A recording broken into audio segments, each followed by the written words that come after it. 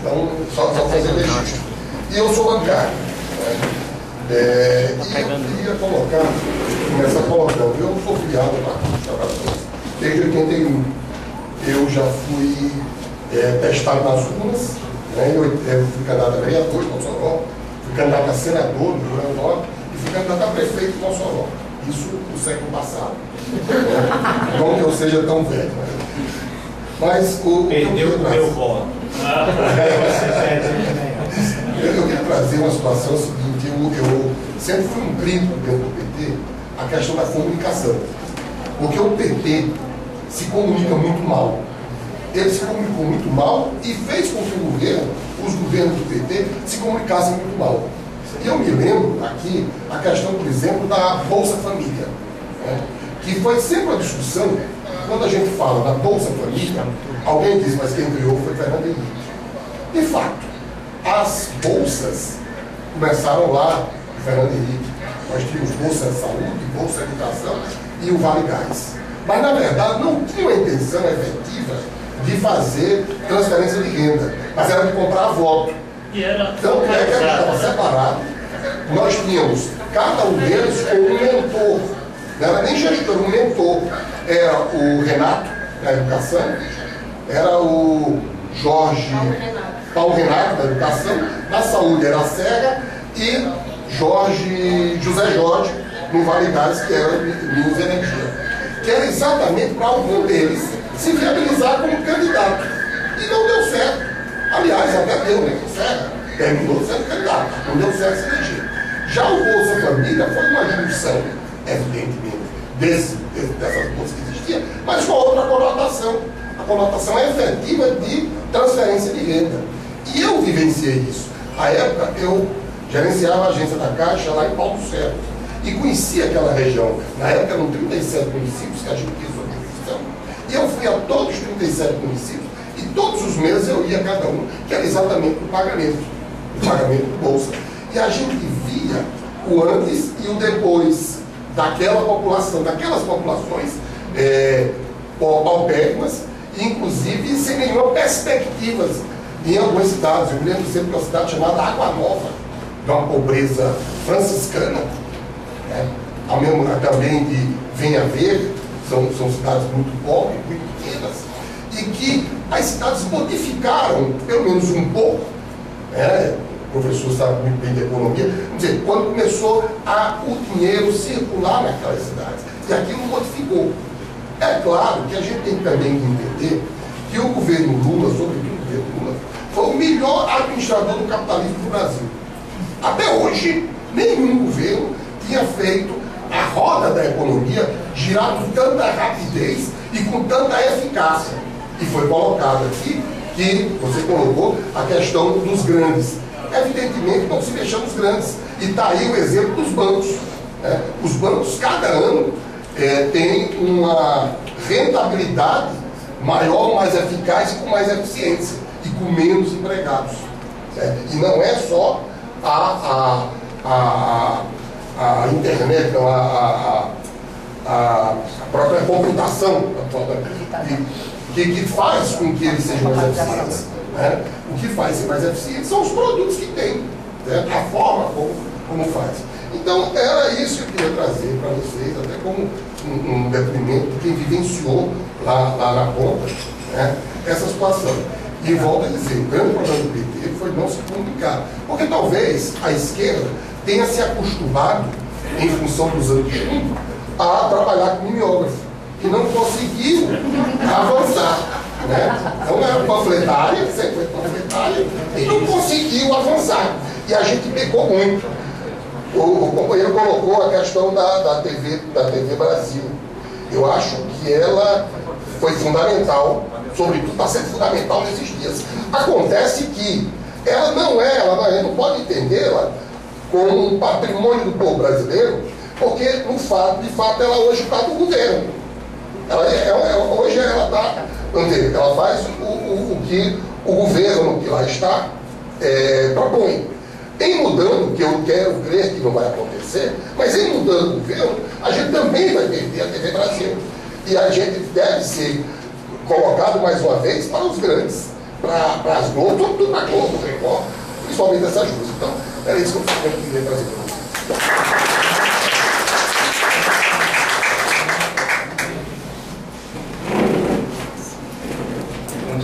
Muito obrigado a todos e a todas. O debate foi realmente muito bom, muito rico, muito intenso, mas para manter o espírito também literário, né, do momento, nós vamos passar para o segundo momento. Nessa transição, fazer duas coisas antes de passar para o sarau. A primeira é o seguinte: nós temos 3 livros que nos foram concedidos para serem doados para alguém. São livros da professora Sandra Erickson, né? Eu peço para ela. Você me passa aí.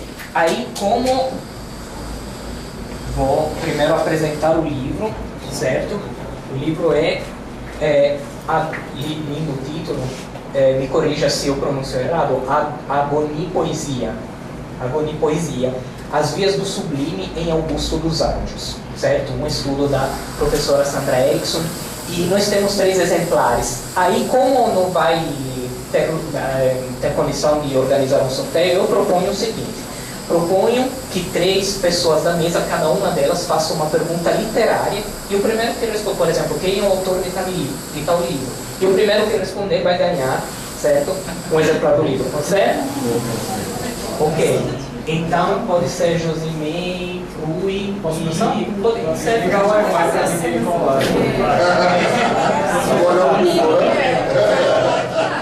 Eu lembrei da questão do rapaz que ele falou de Garcia Marques, Eduardo Galeano, autores de... Então a pergunta agora é pergunta divertida. Quem é o autor sul-americano que é rival de Garcia Marques e é genial e ao mesmo tempo é direitista conservador? Nossa, Foi ele, eu vi. Então, parabéns. Sim, eu posso falar. Josimei também está doando o livro quase, 2 exemplares do livro quase conto. Então, vamos fazer 5 perguntas. Mais 2 para o livro da professora Sandra e 2 para a doação, certo, da obra Quase Ponto, certo, de Josimei Costa.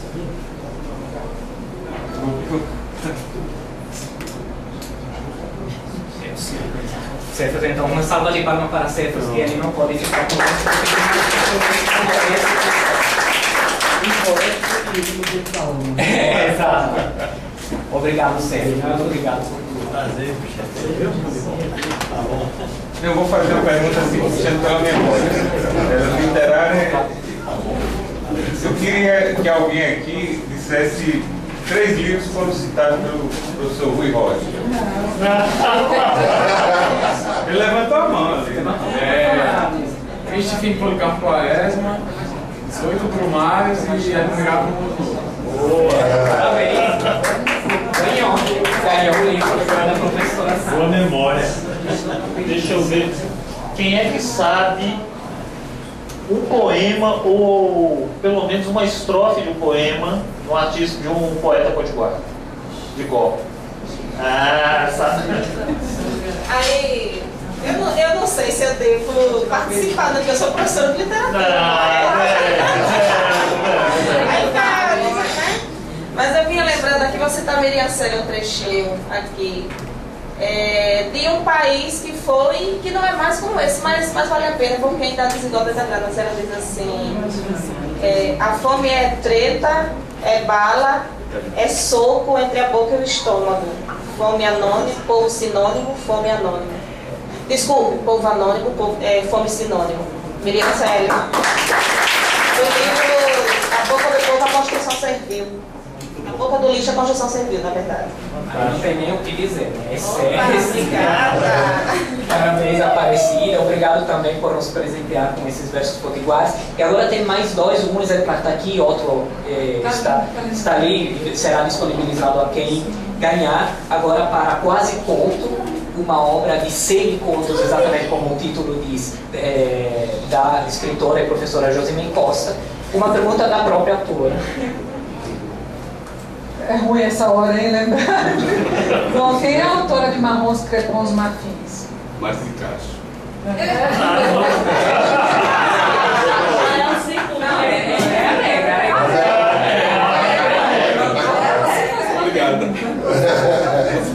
Eu faço. É um ator, né? Está sendo premiado como ator, então paciência.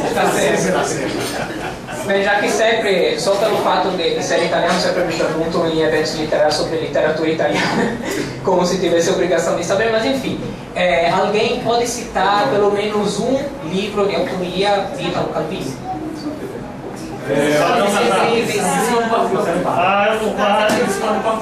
Visconde Pasquini.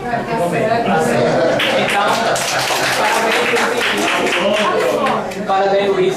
Depois será um exemplar, certo? E agora nós vamos fazer o sarau sobre como estava previsto, certo? Nós queremos compartilhar com vocês, ler com quem está presente aqui, fazer a leitura do Manifesto de Escritoras e Artistas pela Democracia, certo? Que está sendo formalmente lançado neste evento, embora já esteja publicado e disponível no blog Cultural Substantivo Plural na internet, certo? Então eu vou ler para vocês o manifesto. Aliás, desculpe, eu gostaria, como eu tenho uma voz meio esquisita, com sotaque e tal, eu gostaria que fosse alguma outra pessoa a ler o manifesto. Pode ser uma voz feminina, pode ser Aparecida, por favor, que inclusive está entre os assinantes do manifesto. Aí, circulou essa lista. Os nomes de quem assinou serão acrescentados, certo? Serão repassados para o eleitor do blog e serão acrescentados no manifesto. Agora, os que constarão, que serão lidos no final, são a relação provisória de assinantes, ou seja, só quem assinou até o momento, certo? A lista será acrescentada com os nomes de quem manifestou esse desejo. Então, vamos ao manifesto. Manifesto de Escritoras, Escritores e Artistas pela Democracia. Mais uma vez na história, forças que não aceitam avanços sociais e a extensão de direitos e oportunidades às camadas mais pobres da sociedade brasileira tentam se apossar do Estado à força, pisoteando a Constituição e a democracia. Parlamentares, repetidas vezes citados em documentos e delações por crimes gravíssimos contra o patrimônio público, sob a liderança de um presidente da Câmara declarado réu em um processo no Supremo Tribunal Federal por corrupção passiva e lavagem de dinheiro, vão votar a interrupção do mandato de uma presidenta da República, contra a qual não existe nenhuma investigação em curso, violando a Constituição, que não prevê impeachment na ausência de crime de responsabilidade. O envolvimento de políticos em exercício e ex-políticos de todos os partidos em graves denúncias de corrupção está sendo investigado de forma descaradamente seletiva, o que configura um uso partidário e não isonômico do Poder Judiciário e da Polícia Federal.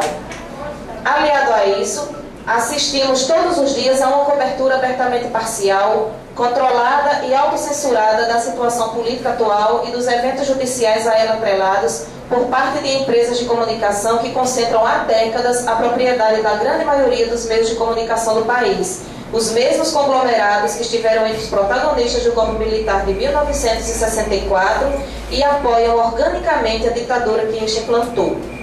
Esse cenário de sequestro de instituições centrais da democracia liberal com o Poder Judiciário, a Polícia Federal e os meios de comunicação por determinadas forças políticas com o objetivo de derrubar sem bases legais um governo eleito pelo povo e assumir o poder sem legitimidade tem um único nome: tentativa de golpe de Estado. Uma tentativa que é suportada pela alimentação incessante de um clima de ódio, de violência verbal, física, psicológica e institucional e de discriminação abertamente declarada contra sujeitos individuais e coletivos que manifestam ideias e posições políticas progressistas com a conivência da grande mídia oligopolista, de setores empresariais e de parte do Poder Judiciário. Temos plena consciência de que muitos atores sociais, mulheres, negros, povos indígenas, trabalhadores, sem terra, trabalhadores sem teto, habitantes das periferias urbanas, pessoas LGBT, entre outros, vivem diariamente há décadas uma realidade de falta absoluta de democracia, de não vigência dos princípios básicos do Estado de Direito. Nunca deixamos de denunciar essas injustiças e acreditamos que a extensão dessa situação a potencialmente todas as pessoas que defendam causas progressistas e que exercem sua cidadania lutando por elas nos mais diversos âmbitos represente um inadmissível ataque ao mínimo de direitos sociais e de liberdades democráticas conquistados com o suor e o sangue de inteiras gerações. Também sabemos que o impeachment sem bases legais não representaria apenas a derrubada inconstitucional de um governo democraticamente eleito, mas a implementação de um programa político-econômico não legitimado pelo povo que visa a desconstruir as ainda incipientes e insuficientes conquistas sociais da última década pela eliminação de direitos trabalhistas historicamente conquistados, a precarização extrema das relações de emprego, a redução dos gastos sociais e a interrupção de programas de redistribuição de renda, o fim de políticas afirmativas de promoção dos direitos das minorias, entre outros pontos. Em toda a riqueza e diversidade interna daqueles e daqueles que assinam este manifesto, muitos não apoiam politicamente o governo da presidenta Dilma Rousseff e defendem que mude de rumo nas políticas econômicas que atualmente penalizam os mais pobres e que enfrente os setores conservadores do Congresso, colocando em pauta reformas estruturais indispensáveis. Mas todas e todos nos opomos com firmeza à derrocada inconstitucional deste governo, cientes de que no atual momento histórico ser contra o impeachment sem bases legais não é sinônimo de defender um governo, mas a democracia e o Estado de Direito.